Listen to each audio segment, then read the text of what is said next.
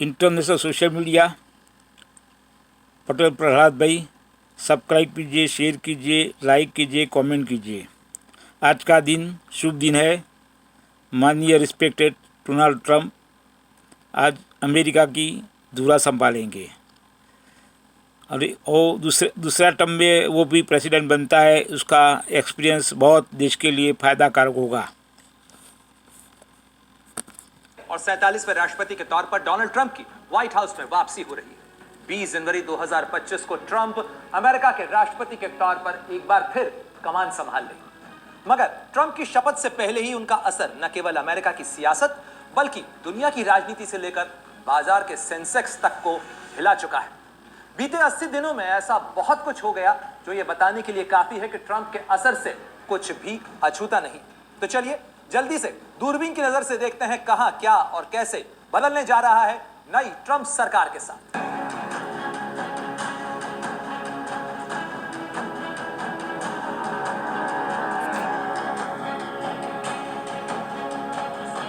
Trump के चुनावी नतीजे के बाद क्या और कैसे बदला अमेरिका के 47वें राष्ट्रपति डोनाल्ड ट्रंप होंगे, ये बात 6 नवंबर 2024 को ही साफ हो गई थी। मगर 150 साल का रिकॉर्ड तोड़कर ट्रंप ऐसे राष्ट्रपति बने जो एक चुनाव हारने के बाद दोबारा व्हाइट हाउस में वापसी कर रहे हैं। जाहिर है ये छोटी बात नहीं। ऐसे में अमेरिका की राजनीति का एजेंडा एक बार फिर ट्रंप के बयानों के इर्द गिर्द घूमेगा। चुनावी नतीजों और ट्रंप की ताजपोशी के बीच करीब 80 दिनों में उन्होंने H-1B वीजा, टैरिफ, अवैध घुसपैठियों की वापसी, कनाडा को अमेरिका का 51वां राज्य बनाने और ग्रीनलैंड को खरीदने, पनामा नहर को वापस लेने, इजराइल फिलिस्तीन शांति समझौते को करवाने और चीन और भारत पर करों की कारोबारी सख्ती लगाने, नाटो के लिए अमेरिकी फंडिंग कम करने जैसे अनगिनत मुद्दों पर अपनी प्राथमिकता की फहरिस्त गिना दी है। ट्रंप के बयानों का ही असर है कि अमेरिकी बाजार में मजबूती नजर आने लगी है और भारत समेत दुनिया के कई बाजार उसके झटके महसूस कर रहे हैं। अमेरिका में चुनावी नतीजों के बाद से ही भारत में $1 के दाम करीब ₹2.5 तक बढ़ चुके हैं। वहीं अमेरिकी बाजार में ट्रंप के करीबी एलन मस्क की टेस्ला कंपनी के शेयर चुनावी नतीजों की वजह से महज 1 महीने के भीतर 66% तक ऊपर पहुंच गए। यानी साफ है जो ट्रंप के साथ है वो फायदे में है। ट्रंप का असर न केवल बाजार बल्कि अंतर्राष्ट्रीय मुद्दों पर भी नजर आ रहा है।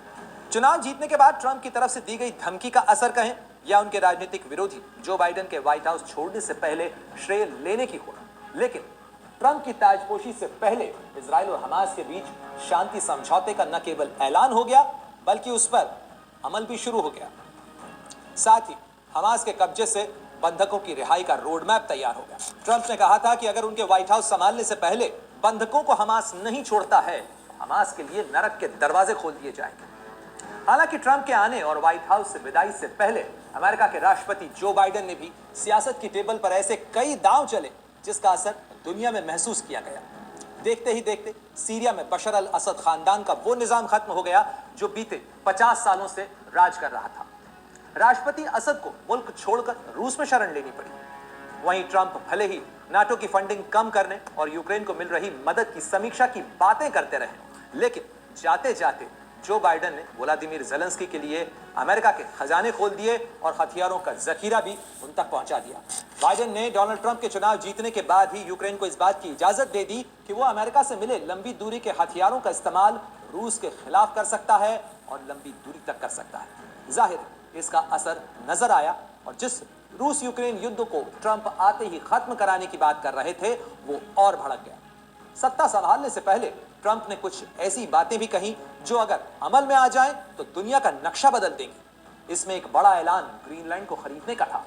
डेनमार्क से ग्रीनलैंड को हासिल करने के लिए ट्रंप केवल सोशल मीडिया पर चर्चाएं नहीं कर रहे हैं बल्कि वो कितने गंभीर हैं इसका पता इस बात से लगाया जा सकता है कि डोनाल्ड ट्रंप के बेटे डॉन जूनियर ग्रीनलैंड के दौरे पर पहुंच गए।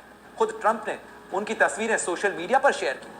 ट्रंप राज की वापसी को लेकर जिन मुद्दों पर सबसे ज्यादा चर्चा हो रही है उसमें अहम है वीजा और प्रवासियों का मुद्दा।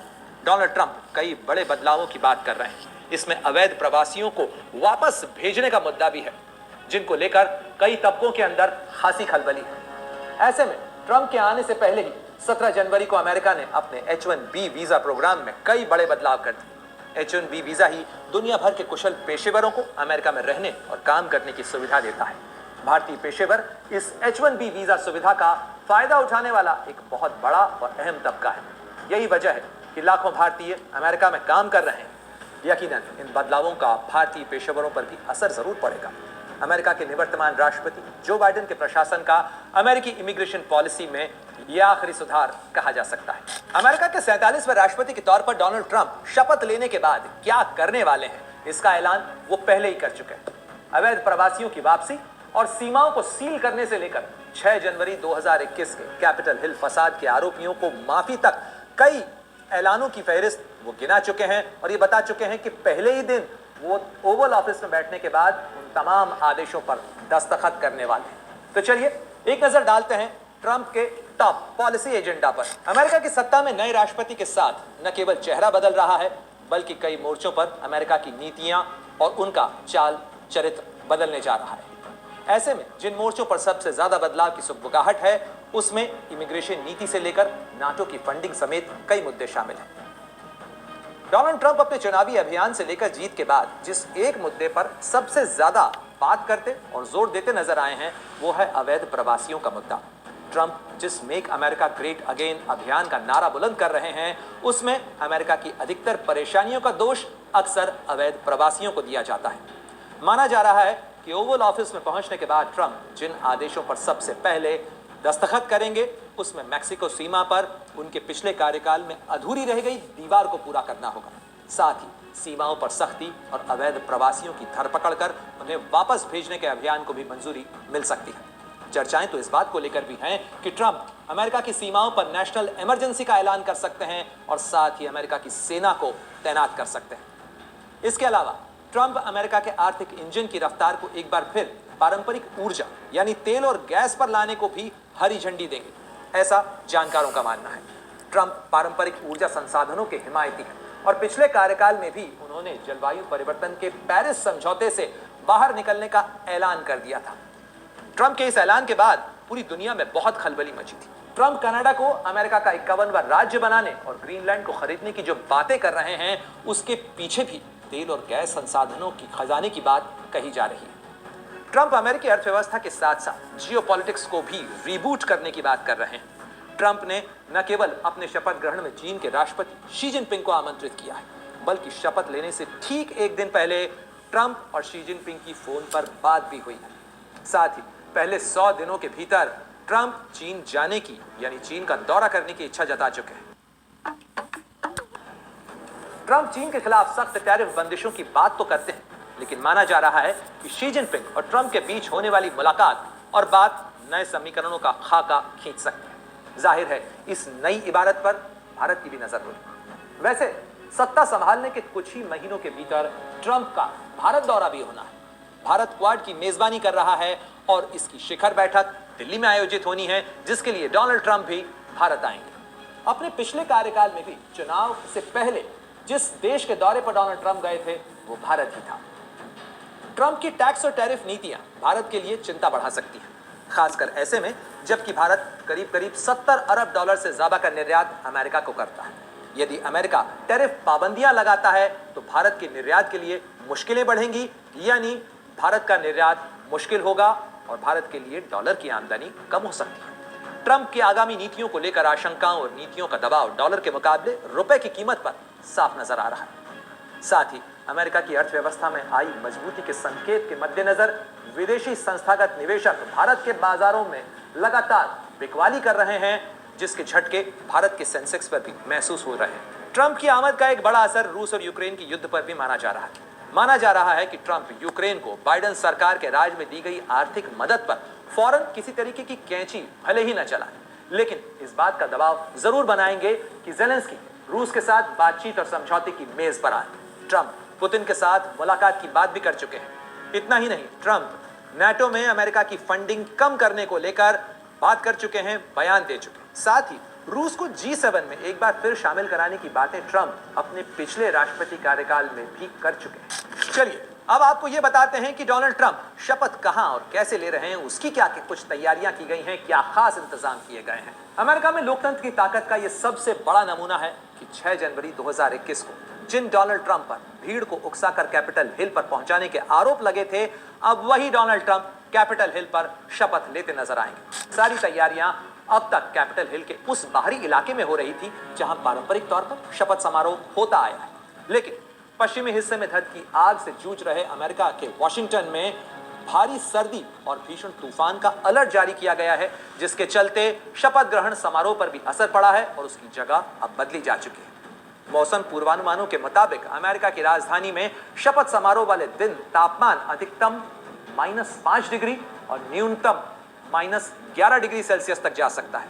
इसी के मद्देनजर यह बड़ा बदलाव किया गया है।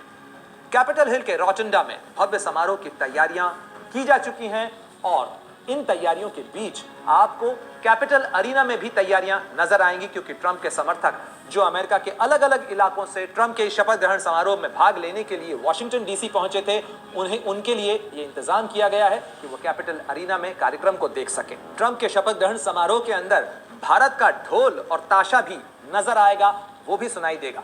बाकायदा एक भव्य परेड का आयोजन किया गया था और अगर मौसम खराब ना होता तो ट्रंप अपने शपथ ग्रहण समारोह के बाद बाकायदा एक परेड के साथ में व्हाइट हाउस पहुंचते और ओवल ऑफिस में बैठते। इस दौरान भव्य समारोह की तैयारियां की गई, लेकिन कैपिटल अरीना में शपथ ग्रहण समारोह के बाद ट्रंप जब पहुंचेंगे तो अपने समर्थकों को संबोधित भी करेंगे। यह ट्रंप का पहला मौका होगा जब राष्ट्रपति चुनाव जीतने के बाद और राष्ट्रपति की शपथ लेने के बाद ट्रंप अपने समर्थकों से मुखातिब होंगे। ट्रंप के शपथ ग्रहण के लिए बाइबल भी खास चुनी गई है।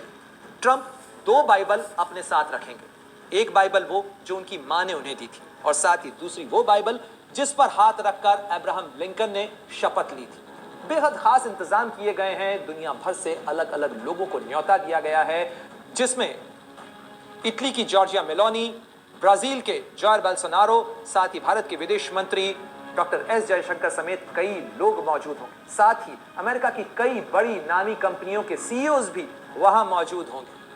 जाहिर है ट्रंप अपने 47वें राष्ट्रपति के तौर पर शपथ ग्रहण समारोह को बेहद खास बनाना चाहते हैं और इसके लिए बड़े पैमाने पर तैयारियां की गई हैं। वैसे भी ट्रंप एक शोमैन कहे जाते हैं।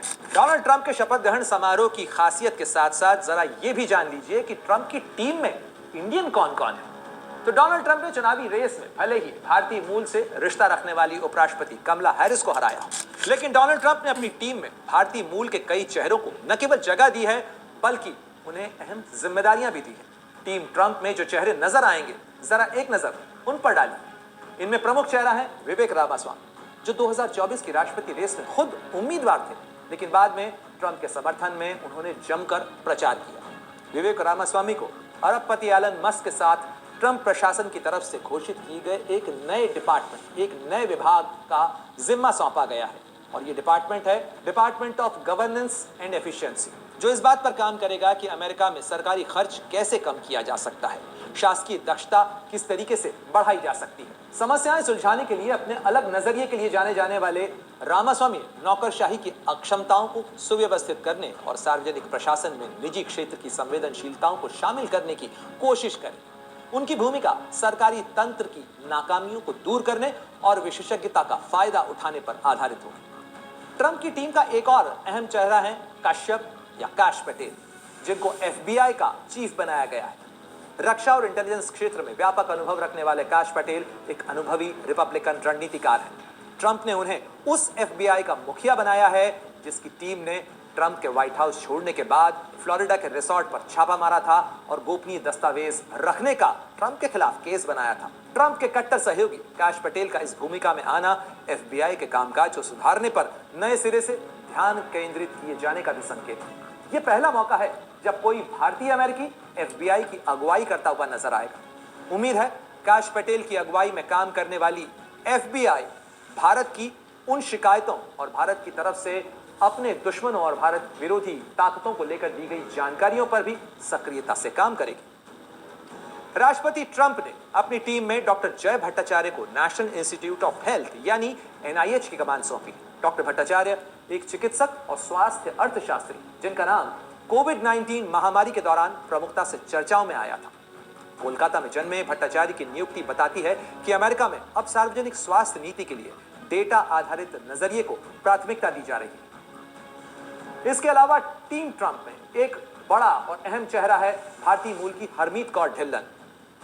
जो एक रिपब्लिकन वकील भी हैं और संवैधानिक अधिकारों की पैरोकार भी। उन्हें न्याय विभाग में नागरिक अधिकारों के लिए सहायक अटॉर्नी जनरल नियुक्त किया गया है। रिपब्लिकन नेशनल कन्वेंशन में बोलने वाली पहली भारतीय अमेरिकी महिला के रूप में ढिल्लन से उम्मीद की जा रही है कि वो न्याय विभाग की सबसे अहम शाखाओं में अपनी कानूनी सूझबूझ का प्रभावी तरीके से इस्तेमाल करेंगी। जाहिर है, डिपार्टमेंट ऑफ जस्टिस, जिसके अंदर हरमीत कौर ढिल्लन को जगह दी गई है, उसके साथ डोनाल्ड ट्रंप के रिश्ते तल्खी भरे रहे हैं, खासतौर पर बीते 3 सालों में। भारत के चंडीगढ़ में जन्मी हरमीत कौर ढिल्लन की नियुक्ति पारंपरिक ढांचे के भीतर नागरिक स्वतंत्रता पर प्रशासन के फोकस को भी बताती है। राष्ट्रपति ट्रंप ने भारतीय अमेरिकी उद्यमी और पूंजीपति श्री रामकृष्णन को आर्टिफिशियल इंटेलिजेंस के लिए अपने वरिष्ठ नीति सलाहकार के तौर पर नियुक्त किया है। सिलिकॉन वैली में कई अहम भूमिकाओं में नजर आ चुके कृष्णन एलन मस्क के भी बड़े करीबी और दोस्त बताए जाते हैं। कृष्णन की भूमिका महत्वपूर्ण है क्योंकि अमेरिका तेजी से ग्लोबल आर्टिफिशियल इंटेलिजेंस कंपटीशन में आगे बढ़ने की कोशिश कर रहा है। साथ ही डोनाल्ड ट्रंप प्रशासन में एक अहम जिम्मेदारी तुलसी गबार्ड को भी दी गई। तुलसी गबार्ड भारतीय मूल की तो नहीं है, लेकिन एक हिंदू अमेरिकी हैं और साथ ही डेमोक्रेटिक पार्टी से जुड़ी रही कांग्रेस वुमन रही है। तुलसी गबार्ड को राष्ट्रीय खुफिया निदेशक नियुक्त किया गया है, जो कि एक अहम फैसला है क्योंकि वो कैबिनेट स्तर का पद हासिल करने वाली पहली हिंदू अमेरिकी है। तो चलिए, टीम ट्रंप से आपका परिचय कराने के साथ साथ उस मुद्दे पर भी बात करते हैं जिस पर ट्रंप को लेकर अक्सर चर्चा होती है, यानी ट्रंप के पास आखिर कितनी दौलत है। डोनाल्ड ट्रंप की गिनती यूं तो अमेरिका के अरबपतियों में बरसों से होती आई है, लेकिन 2016 में जब उन्होंने राष्ट्रपति पद की रेस जीती तो उनकी और उनके परिवार की संपत्तियों में जबरदस्त उछाल आया। रियल एस्टेट कारोबार से जुड़े उनके परिवार ने भारत समेत दुनिया के कई देशों में संपत्तियां खरीदी। हालांकि इसको लेकर उन पर कई बार सवाल भी उठे, मगर जनवरी 2021 में जब ट्रंप का कार्यकाल खत्म हुआ तो उनके कारोबार पर भी इसका असर पड़ा। कानूनी मुकदमों की फहरिस्त बढ़ने के साथ साथ ट्रंप की कंपनियों के स्टॉक भी गिरे। राष्ट्रपति पद छोड़ते समय $4 अरब की नेटवर्थ वाले डोनाल्ड ट्रंप की संपत्तियां 2023 में घटकर $2.5 अरब पर आ गई। हालांकि भाग्य और जीवट के धनी ट्रंप ने सियासत के मैदान से लेकर अदालत तक हर मोर्चे पर लड़ाई लड़ी और जीती भी। नतीजा यह रहा कि साल 2024 खत्म होने तक ट्रंप की संपत्ति $6.4 अरब तक पहुंच गई। इतना ही नहीं, व्हाइट हाउस में पिछली बार से ज्यादा बड़ा जनादेश देकर लौट रहे ट्रंप के साथ करीबी बढ़ाने और उनकी कंपनियों के साथ कारोबार करने की होड़ दुनिया के कई उद्यमियों में नजर आ रही है। डोनाल्ड ट्रंप की वापसी व्हाइट हाउस में हो रही, लेकिन ये व्हाइट हाउस कितना पुराना है, क्या इसकी कहानी है, वो भी जरा जान लीजिए। अमेरिका दुनिया का सबसे पुराना लोकतंत्र है, सबसे ताकतवर लोकतंत्र, और लंबी चुनावी लड़ाई के बाद जो शख्स इस लोकतंत्र का सबसे ताकतवर नेता बनता है, वो जिस घर में रहता है उसका नाम है व्हाइट हाउस। तो चलिए, आज आपको बताते हैं इस सबसे दमदार पते के बारे में और बताते हैं कुछ दिलचस्प कहानियां उन लोगों के बारे में जिन्होंने इसे अपना घर बनाया। वॉशिंगटन शहर के बीच में बना वॉशिंगटन मेमोरियल, ये अमेरिका के मुक्ति संघर्ष की याद दिलाता है। लंबे सैनिक संघर्ष के बाद युद्ध नायक और कॉन्टिनेंटल आर्मी के सेनापति जॉर्ज वॉशिंगटन अमेरिका के पहले राष्ट्रपति बने। जॉर्ज वॉशिंगटन ने ही 1791 में राष्ट्रपति निवास के लिए वॉशिंगटन के पेंसिल्वेनिया एवेन्यू का चुनाव किया, जहां अब व्हाइट हाउस है, और उसकी नींव रखी। मगर जॉर्ज वॉशिंगटन कभी इसमें रहे नहीं। व्हाइट हाउस को आयरिश आर्किटेक्ट ने तैयार किया और इसे तैयार करने में करीब करीब 8 साल लगे। इटली से कारीगर और कई अफ्रीकी मुल्कों से कामगारों को इसे तैयार करने के लिए बुलाया गया, जिन्होंने 8 साल का वक्त लिया और व्हाइट हाउस बनकर तैयार। अमेरिका के दूसरे राष्ट्रपति जॉन एडम्स ही व्हाइट हाउस को अपना घर बनाने वाले पहले राष्ट्रपति थे। सन 1801 में व्हाइट हाउस अभी पूरी तरह से बना भी नहीं था कि एडम्स और उनका परिवार वहां रहने आ गया। मगर एडम्स परिवार इस घर में रहने वाला पहला परिवार तो था, शायद सबसे कम वक्त तक रहने वाला भी उनका ही परिवार था, क्योंकि इस घर में आने के 1 साल बाद ही एडम्स का कार्यकाल समाप्त हो गया। रोचक बात है कि अमेरिका में राष्ट्रपतियों के नाम पर कई शहर हैं, कई इमारतें हैं, एयरपोर्ट के नाम उनके नामों पर रखे गए हैं, कई स्मारक बनाए गए हैं, यहाँ तक कि युद्धपोत के नाम भी कई अमेरिकी राष्ट्रपतियों के नाम पर रखे गए। खासतौर पर राजधानी वॉशिंगटन में उनकी स्मृतियों को संजोया गया है। मगर जॉन एडम्स एकमात्र ऐसे राष्ट्रपति रहे अमेरिका के जिनके नाम पर वॉशिंगटन में न तो कोई स्मारक है न कोई चिन्ह। व्हाइट हाउस करीब 55,000 वर्ग फीट में फैला है और 6 तलों वाली यह सफेद इमारत अमेरिका ही नहीं, दुनिया के सबसे ताकतवर पते में से एक है। 1800 से लेकर अब तक 45 राष्ट्रपतियों का यह घर रहा है। इस इमारत ने अमेरिका और दुनिया की तारीख के कई उतार चढ़ाव देखे हैं। इसकी अपनी कहानी भी कम दिलचस्प नहीं है। इसमें रहने वाले बदलते रहे तो बदलता रहा इस इमारत का नाम भी और इसकी शक्ल भी। बस नहीं बदला है तो केवल इसका सफेद रंग। बीते 220 से ज्यादा सालों में यह हाउस रहा है हमेशा व्हाइट। लेकिन एक बार ऐसा भी हुआ कि इसकी रंगत भयानक आग के कारण काली पड़ गई थी। 1814 में अंग्रेज सेना ने इस शानदार इमारत को आग के हवाले कर दिया था। बात अगस्त 1814 की है, जब एक दिन अमेरिकी राष्ट्रपति जेम्स मैडिसन मैदान जंग से लौटे तो खबर मिली कि व्हाइट हाउस पर हमले के खतरे को देखते हुए उनकी पत्नी डॉली एक सुरक्षित स्थान पर चली गई। मैडिसन भी व्हाइट हाउस छोड़कर चले गए। पीछे से आए अंग्रेज सैनिकों ने पहले तो व्हाइट हाउस में जमकर दावत उड़ाई और फिर व्हाइट हाउस को आग के हवाले कर दिया। इस व्हाइट हाउस के सारे खिड़की दरवाजे धू धू कर जलते रहे और चिमनी की तरह आग और धुआं उगलते रहे। जाहिर है इस अग्निकांड के बाद अमेरिका की शान कहलाने वाले इस व्हाइट हाउस को एक बार फिर बनाने की कवायद शुरू हुई। इसके लिए व्हाइट हाउस बनाने वाले मूल आर्किटेक्ट होवन को फिर से बुलाया गया और फिर से तैयार किया गया वॉशिंगटन डीसी के पेंसिल्वेनिया एवेन्यू पर मौजूद व्हाइट हाउस को। व्हाइट हाउस का नाम भी बदलते वक्त के साथ बदलता रहा है। पहले इसे एग्जीक्यूटिव मेंशन कहा जाता था, फिर बाद में इसका नाम प्रेसिडेंशियल पैलेस कर दिया गया, मगर 1901 में थियोडर रूजवेल्ट ने इसे नाम दिया व्हाइट हाउस। आज जिस शक्ल में हम व्हाइट हाउस को देखते हैं उसमें 132 कमरे हैं, 35 बाथरूम, 6 मंजिला रिहाइश इसमें शामिल है। इसके अलावा इसमें करीब 412 दरवाजे हैं, 147 खिड़कियां, 8 सीढ़ियां और 3 लिफ्ट लगी हैं। साथ ही इसमें है शानदार किचन, यहां तक कि अपने शहद उत्पादन की भी व्हाइट हाउस के पास एक अलग व्यवस्था है। व्हाइट हाउस के किचन में एक साथ 140 मेहमानों की दावत का इंतजाम रहता है। अमेरिका के हर राष्ट्रपति के साथ व्हाइट हाउस की किताब में कोई न कोई नया पन्ना जरूर जुड़ा। थियोडर रूजवेल्ट ने इसे नाम दिया व्हाइट हाउस, तो वहीं उनके उत्तराधिकारी विलियम होवर्ड टेफ्ट ने वेस्ट विंग में बनाया ओवल ऑफिस, वो जगह जहां अमेरिकी राष्ट्रपति का दफ्तर है। बिल क्लिंटन पहले अमेरिकी राष्ट्रपति बने जिन्होंने व्हाइट हाउस को इंटरनेट से जोड़ा। वहीं बराक ओबामा व्हाइट हाउस पर रहने वाले पहले ऐसे राष्ट्रपति माने जाते हैं जो बेहद ज्यादा टेक्नोलॉजी पसंद है। जो बाइडेन और डोनाल्ड ट्रंप व्हाइट हाउस में रहने वाले सबसे उम्र दराज राष्ट्रपति। व्हाइट हाउस में 20 जनवरी का दिन एक ऐसी तारीख है जब एक राष्ट्रपति वहां सुबह बिताता है तो दूसरा राष्ट्रपति रात गुजारने पहुंच जाता है और अगले 4 साल तक फिर इसे अपना घर बनाता है। लेकिन व्हाइट हाउस में यह सत्ता का बदलाव आसान नहीं होता है, क्योंकि एक राष्ट्रपति की विदाई और दूसरे की अगवानी से पहले यह घर पूरी तरीके से बदल जाता है। क्या होती है इस बदलाव की कहानी, चलिए जानते हैं।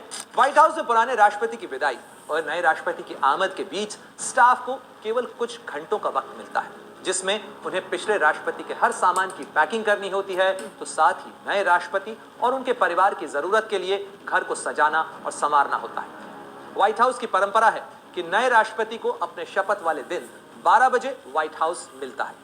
ऐसे में घड़ी में 12 बजने तक व्हाइट हाउस के स्टाफ को केवल कुछ घंटे मिलते हैं जब वो नए राष्ट्रपति के लिए तमाम तैयारियां कर सकें। ऐसे में जब सब लोग नए राष्ट्रपति के शपथ ग्रहण समारोह में शामिल होने के लिए जाते हैं, तब भी व्हाइट हाउस का सारा रेसिडेंशियल स्टाफ वहीं रहता है। नए राष्ट्रपति के आने तक बाथरूम में टूथब्रश से लेकर दीवार पर उनकी पसंदीदा तस्वीरों तक हर चीज मुकम्मल की जाती है। तो साथ ही ये कहा जा सकता है कि व्हाइट हाउस कभी खाली नहीं रहता है और न ही रहता है बिना किसी राष्ट्रपति के। इसके लिए बाकायदा एक सक्सेशन प्लान भी तैयार है, यानी अमेरिका के राष्ट्रपति की अगर किसी हादसे के अंदर मौत हो जाती है या वो इनकैपेसिटेटेड होते हैं, यानी काम करने की स्थिति में नहीं है, तो उनकी जगह कौन कामकाज संभालेगा। अगर उपराष्ट्रपति भी नहीं है तो कामकाज कौन संभालेगा, इसका बाकायदा पूरा प्रोटोकॉल है। साथ ही प्रोटोकॉल है डेजिग्नेटेड सर्वाइवर का भी। अमेरिका में राष्ट्रपति के कैबिनेट के एक सदस्य को डेजिग्नेटेड सर्वाइवर निर्धारित किया जाता है और परंपरा है कि अगर किसी आपातकाल में पूरी कैबिनेट हादसे का शिकार हो जाए तो पहले से चिन्हित सदस्य को राष्ट्रपति बना दिया जाता है। आपने इसे कई साल 2024 में राष्ट्रपति जो बाइडेन के स्टेट ऑफ यूनियन भाषण के दौरान उनके शिक्षा मंत्री मैगवेल कॉर्डोना को डेजिग्नेटेड सर्वाइवर बनाया गया था, यानी उन्हें स्टेट ऑफ यूनियन के भाषण से दूर रखा गया था, क्योंकि अगर कोई आपातकाल हो तो उन्हें राष्ट्रपति बनाया जा सकता है।